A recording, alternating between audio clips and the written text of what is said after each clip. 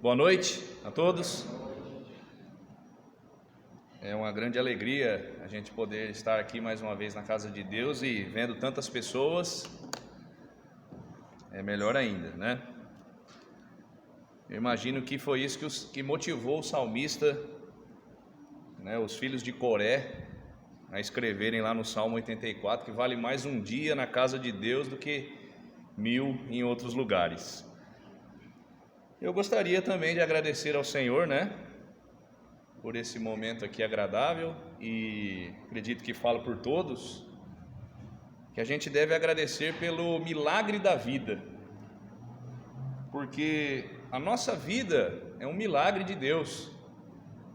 Nós simplesmente não merecemos nada, e eu não estou aqui para ofendê-lo quando eu digo isso, porque a palavra de Deus ela é muito clara em dizer para nós que o homem não tem méritos nenhum na presença de Deus, né? Diante das outras pessoas, nós somos bons, somos, gente boa, contudo, diante de Deus, não temos mérito algum. E mesmo assim, o Senhor nos faz levantar todos os dias, e aí Ele sustenta a gente na nossa jornada diária, e Ele nos traz novamente ao conforto da sua casa, para a gente poder desfrutar da sua palavra, sem que haja nenhum mérito em nós. Ele faz isso, então nós temos que agradecer ao Senhor. Portanto, se a gente tem vida, tirando alguns probleminhas de saúde, mas estamos todos vivos, nós também temos oportunidade de mudar de caminho, porque talvez está num caminho tortuoso, mudar de comportamento, mudar de atitude, de palavras, mudança que sejam visíveis para Deus e para os homens também. O dono da vinha, ele, é uma passagem, uma parábola de Cristo, mas ele deu outra chance para uma figueira que estava lá, plantada, e não foi para que ela ficasse lá sem dar frutos. Foi isso que ele disse: eu vou dar mais uma chance para ela. Não, continue do jeito que você está. Não foi isso que ele fez. Ele disse: tem que dar frutos. Então pense nisso também, cada um que está aqui. A oportunidade de Deus, o milagre da vida que nós recebemos, ele não é estendido porque nós somos melhores que os outros, mas sim porque Deus deseja colher frutos na nossa vida.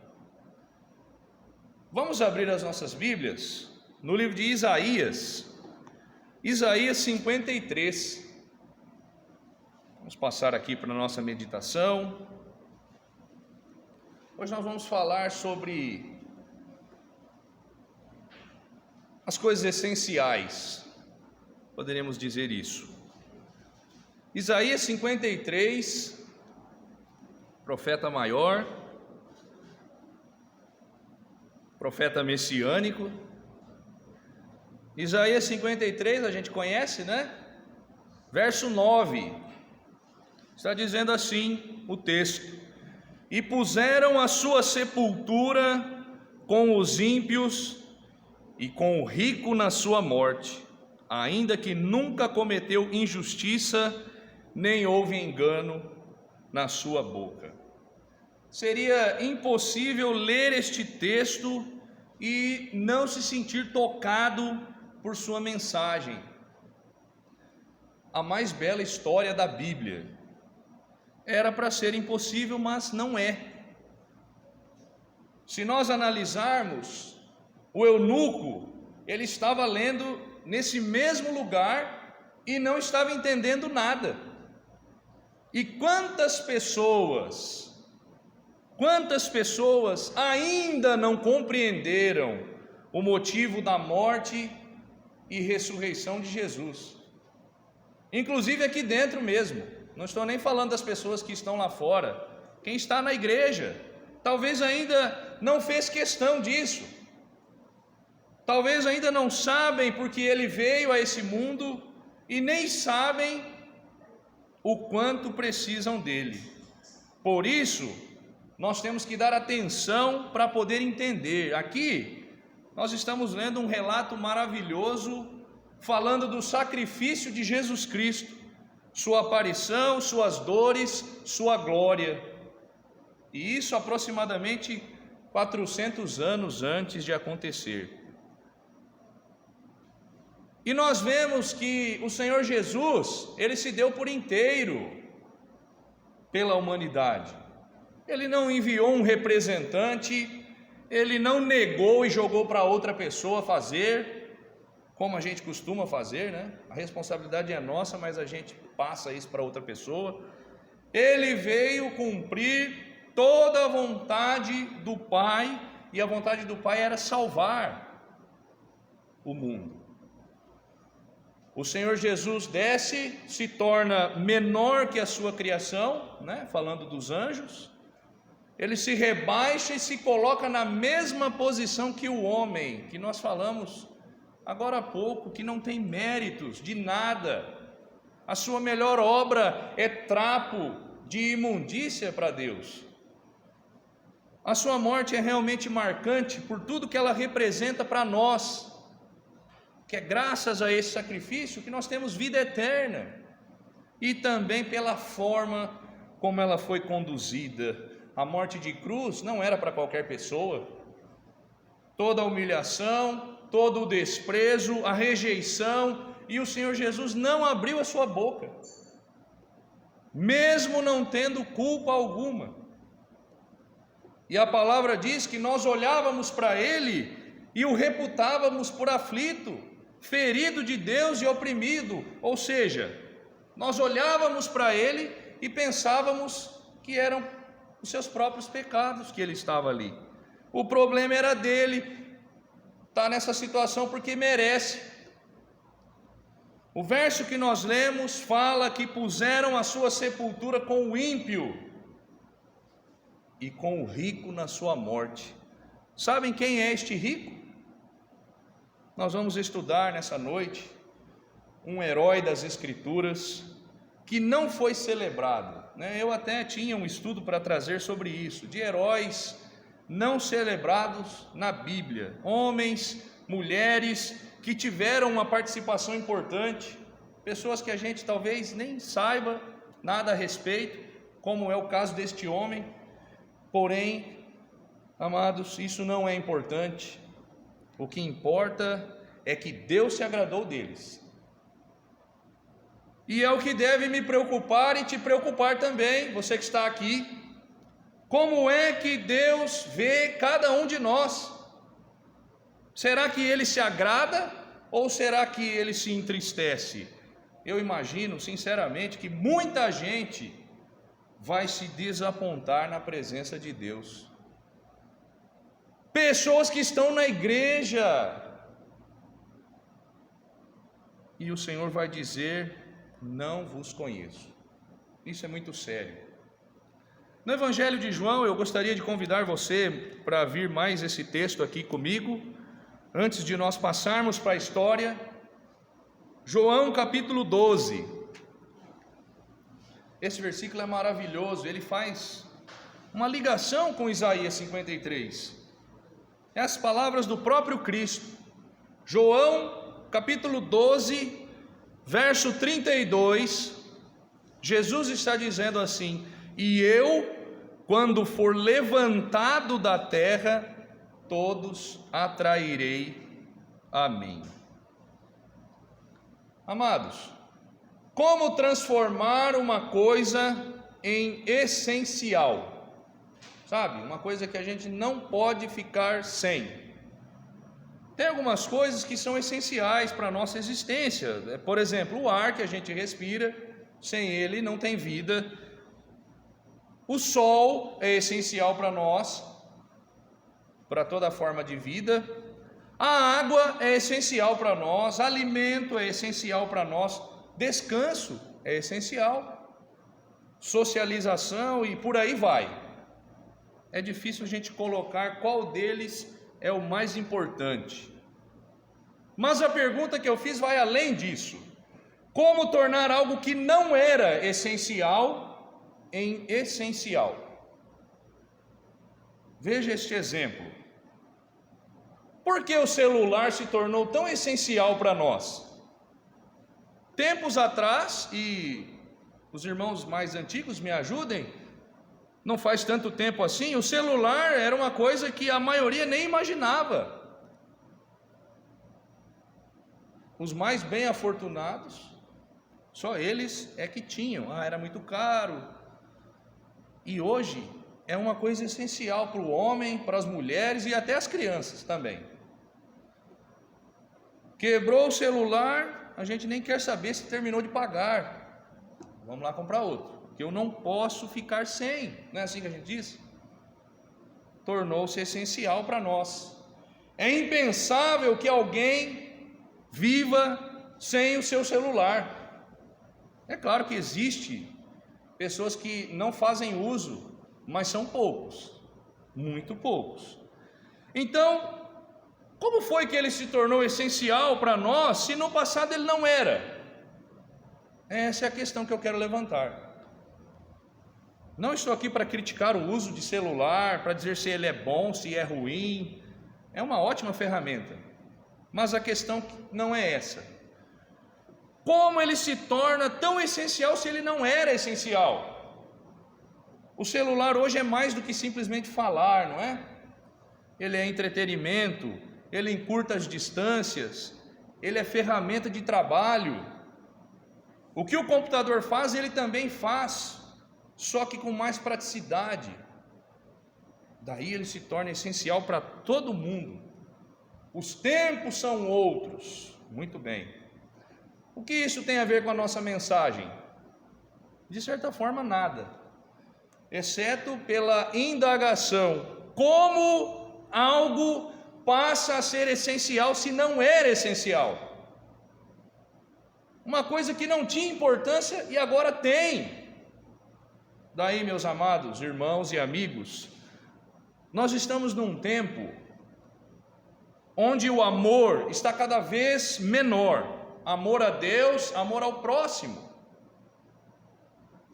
Num tempo onde conhecer a Bíblia não é uma necessidade.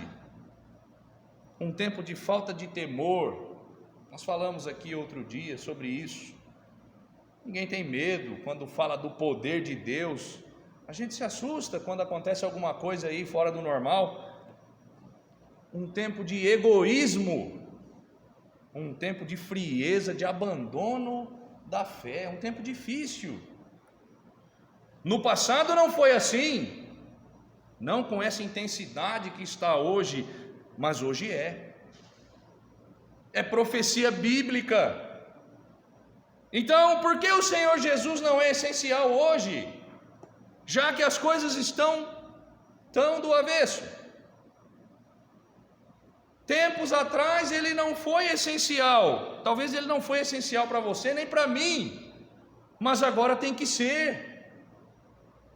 Nós devemos buscar o Senhor, e a palavra diz lá em Isaías, enquanto se pode achar, para que Ele nos ajude, porque tudo o que nós falamos há pouco, falamos de falta de temor, de abandono, de frieza, tudo isso está acontecendo. Eu preciso de Deus. E você precisa de Deus também? Mas o Senhor não é essencial, não se tornou essencial, a nossa vida é mais. Cristo disse que quando fosse levantado da terra, todos seriam atraídos nele. Nos dias como os nossos, nós precisamos ter a nossa vida alinhada com Cristo. Não é tempo de fingir que é crente, não é hora de brincar, de ser crente. Pergunte isso para você mesmo, meu amado. A minha vida está alinhada com a vontade de Deus? Estamos muito próximos de um momento onde a verdade de Deus será completamente ignorada.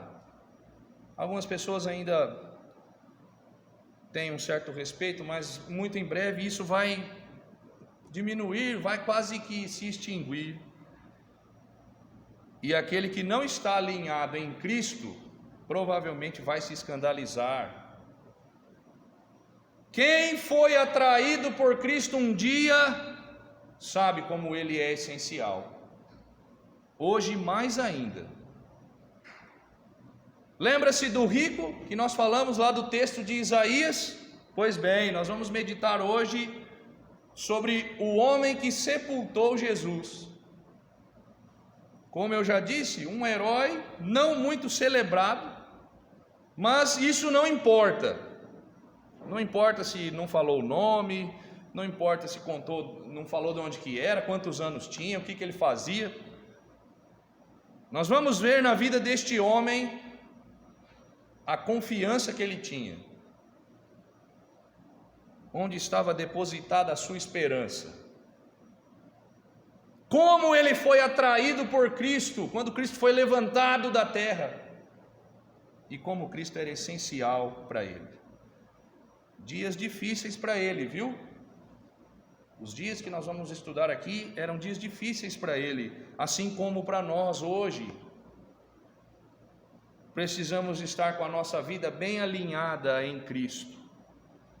O texto inicial está aqui em Mateus. Eu te convido para voltar aqui um pouquinho. Nós vamos ficar basicamente aqui, Mateus, Marcos, Lucas e João. Mateus 27. Mateus capítulo 27, verso 57. Mateus 27, 57 diz: E vinda já a tarde, chegou um homem rico de Arimateia, por nome José, que também era discípulo de Jesus. Apesar de nós não termos detalhes, grandes detalhes sobre José, a sua história está nos 4 evangelhos e todas relacionadas ao sepultamento de Jesus. O que nós observamos aqui nesse homem é que ele era rico, era de Arimateia e era discípulo de Jesus. Vá agora para o Evangelho de João, né? Já estava lá, volte para lá. João capítulo 19, é a mesma questão, só muda as palavras. E é isso que transforma a Bíblia num livro maravilhoso. Eles não se contradizem, os autores, contudo a história ganha detalhes diferentes. João 19, 38. Depois disto, depois da morte de Jesus, José de Arimateia, o que era discípulo de Jesus, mas oculto, isso aqui não falou lá, em Mateus, por medo dos judeus, ele rogou a Pilatos que lhe permitisse tirar o corpo de Jesus, e Pilatos lhe permitiu, então foi e tirou o corpo de Jesus. José de Arimateia, rico, natural de Arimateia, discípulo de Cristo, porém oculto. Ele tinha medo, meu amado. Medo do quê? Medo de ser expulso do sinédrio, o poderio lá da época. Medo do que poderia acontecer com a vida dele. Este momento aqui era um momento delicado, tanto que os apóstolos fugiram, foram embora, com medo, tempo difícil, medo de ser perseguido, ser morto. José fazia parte da cúpula do judaísmo, que é esse sinédrio, e ficou com medo da reação dos seus colegas. Quem sabe, meu amado irmão, o que está prestes a acontecer neste mundo também nos deixa assustado, porque a nossa fé é pequena, porque nós somos fracos. A gente vê a situação do mundo hoje, a maneira como está a natureza, não há explicação para o que está acontecendo, e como a nossa saúde foi afetada drasticamente neste ano 2020, e vai saber o que vem por aí. e a forma como o ser humano, nós já falamos disso, mas a forma como o ser humano está tratando o seu semelhante e está tratando o Criador. E as coisas vão se afunilando e ficando mais difíceis, é a Bíblia que diz. E tudo aquilo que está escrito lá em Mateus 24 está realmente às portas. Uma aflição tal como nunca houve nem vai haver, é isso que diz lá. E o sentimento talvez seja insegurança. A gente já fica pensando no ano que vem, o que vai ser de nós, o que vai ser da nossa cidade, da nossa igreja e por aí vai. José de Arimateia era um discípulo de Cristo, inseguro, não estava pronto. Talvez eu e você não estejamos prontos para segurar firme a bandeira do Evangelho de Cristo, frente às ideologias do mundo. É como Cristo disse: se eu deixar Satanás ir andar, não fica um. Quem sabe, não é? Talvez a gente ainda não esteja pronto para não negar o nome de Cristo. Ainda talvez não estejamos prontos para isso. Isso é a falta de fé nossa. Isso é o nosso apego, que ainda é grande com as coisas desse mundo. José estava preocupado com o que iriam dizer a seu respeito. Por isso ele tinha medo. Era um discípulo em oculto. Então, o que é preciso fazer? O Senhor te deu vida, então use a sua vida. Marcos, agora, volte aí na sua Bíblia, Evangelho de Marcos, capítulo 15. Marcos 15, começamos a mudar a história. Marcos capítulo 15, versos 42 e 43. E chegada a tarde, porquanto era o dia da preparação, isto é, a véspera do sábado, chegou José de Arimateia, conselheiro honrado, que também esperava o reino de Deus, e ousadamente foi a Pilatos e pediu o corpo de Jesus. Estamos vendo aqui, amados, uma mudança radical em José. Ele era um discípulo meio camuflado, sabe? Para não alarmar muito. Agora ele chega diretamente em Pilatos, O homem, vou direto no homem. E chega com ousadia. Ousadia é uma palavra forte, não é? É contrário ao que nós lemos lá atrás, que ele tinha medo, que ele estava em oculto. Sede meus imitadores como eu sou de Cristo. Eu acredito que não tem maior ousadia que essa. O apóstolo Paulo. Ousadia é ter coragem. Os nossos irmãos do passado, os heróis da fé, eles tiveram fé, claro, óbvio, mas também foram marcados pela coragem. No momento de dificuldade, no momento de ser cerrado pelo meio. Estude a história. Isaías foi cerrado pelo meio. Eles não negaram a Jesus Cristo, não voltaram para trás.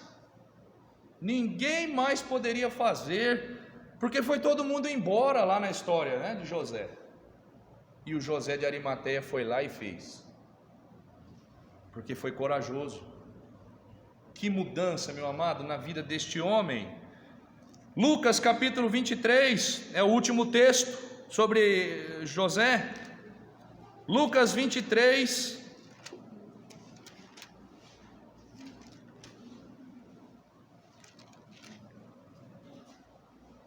Lucas capítulo 23. versículos de 50 a 52, está dizendo: e eis que um homem por nome José, senador, homem honrado, conselheiro honrado, senador, homem de bem e justo, que não tinha consentido no conselho e nos atos dos outros, isso aqui também é importante, de Arimateia, cidade dos judeus, e que também esperava ele o reino de Deus. Esse, chegando a Pilatos, pediu o corpo de Jesus. José, conselheiro honrado. Sabe por que era um conselheiro honrado? Porque conhecia as Escrituras. Por isso ele aconselhava honradamente. Nós falamos sobre tornar algo essencial. Por que a gente não torna a Bíblia um livro essencial para a nossa vida? É uma boa, não é? José era um homem de bem e justo. Sabe o que é isso, meu amado? Precisa produzir frutos dignos de um verdadeiro convertido em Cristo. Dizer que é crente, todo mundo vai dizer que é crente, que vai para o céu, que está tranquilo, que Deus vai ajeitar. Tem que mostrar. Eu me lembro que uma vez nós falamos aos jovens: a gente não precisa ser um missionário e ir lá na África ou lá na Coreia do Norte, onde o evangelho é bem restrito, né? Para mostrar que é crente. Isso não mostra espiritualidade. Crente precisa ter compromisso com Deus. A vida precisa estar alinhada com a vontade de Deus. Sabe qual é o primeiro compromisso básico de um crente? Vir à igreja. Se ele não vem, fica difícil. Que compromisso é esse? Outro detalhe importante sobre José: ele estava no meio do mundo. É o texto que nós lemos aqui, que não tinha consentido no conselho e nos atos dos outros, né? No verso 51.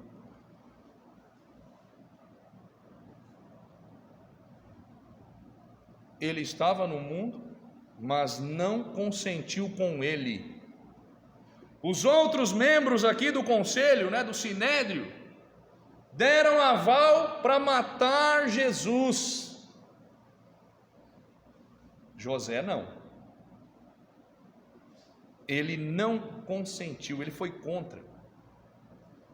Infelizmente, amados irmãos, as coisas elas vão acontecendo neste mundo, e coisas que vão contra a Bíblia. Só Deus sabe o que é que vem por aí, mas o crente não deve consentir com isso. Ele precisa ser contra. Mataram Jesus, mas José foi contra. O recado final para nós da vida deste homem, eu creio que é o mais importante.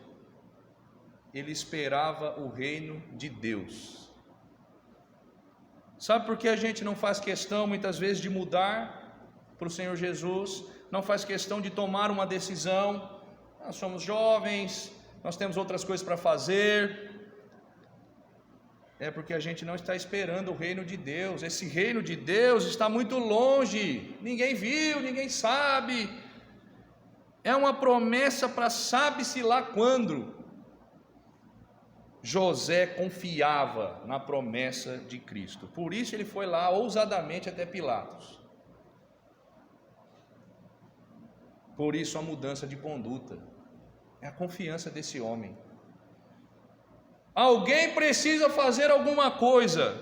Você percebeu que no dia mais difícil, onde todo mundo já tinha fugido, se nós lermos a história aqui, nós vamos ver, Senhor, todo mundo vai se escandalizar, mas eu não vou, e os outros todos, eu também não vou, e foi assim.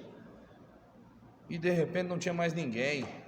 No dia mais difícil, este homem que era um crente camuflado até então, sai da sua zona de conforto e com ousadia ele vai lá na presença do homem.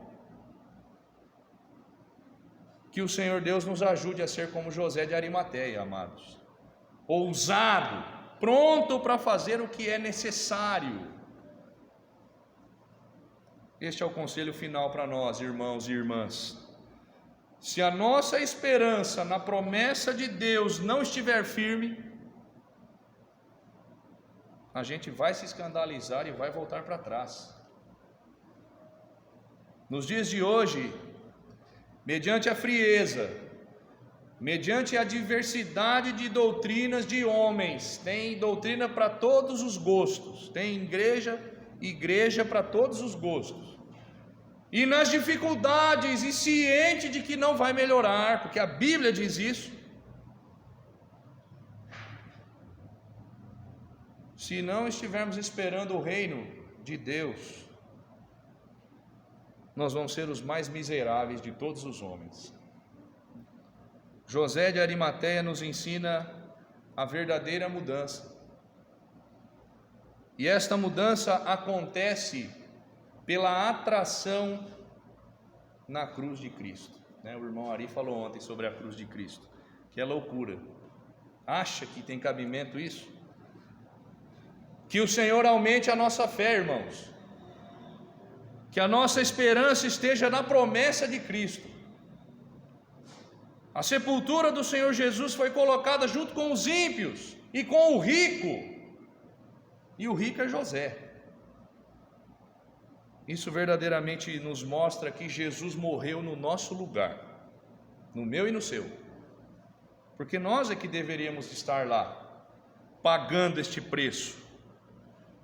Que o Senhor Jesus não tenha morrido em vão na nossa vida, amados. Que este fato verdadeiramente mude a nossa vida. Não tenha medo de tomar uma decisão, de entregar a sua vida a Cristo. Seja como José, ousado, aceite mesmo o Senhor Jesus. Que Deus possa abençoar esta igreja e fortalecer a cada um. Amém? Irmão?